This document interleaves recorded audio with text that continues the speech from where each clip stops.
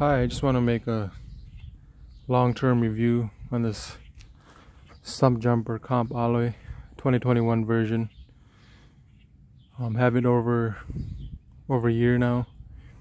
Put about 300 miles in the thing. Mostly somewhat mellow trails. Some 3 to 4 foot drops every once in a while. Nothing crazy. I'm not a really hardcore rider, but everything's holding up real well.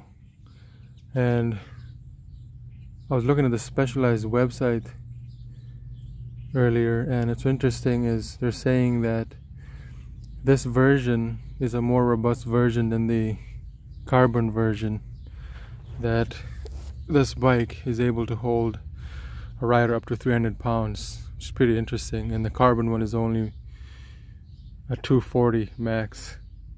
I'm about 220 with all my riding gear on me, so I'm like, well, that's pretty interesting that they put that on their website.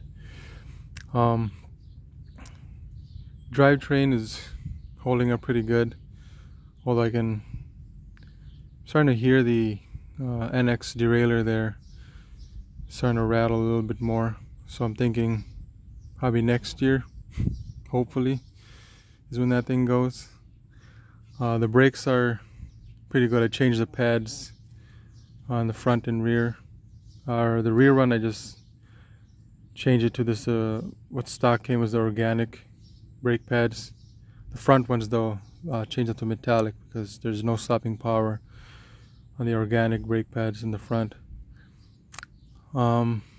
Besides that, yeah, really well. The tires are kind of a thinner tire, so I've got a couple punctures in the rear already.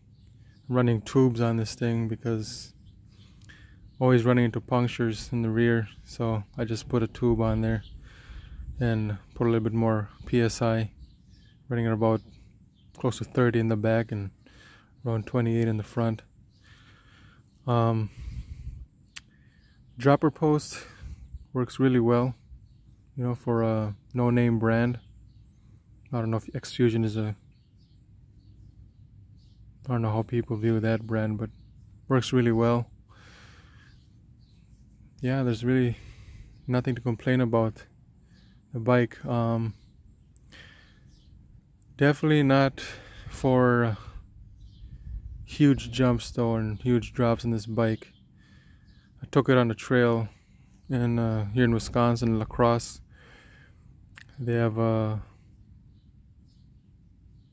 pretty gnarly trail there.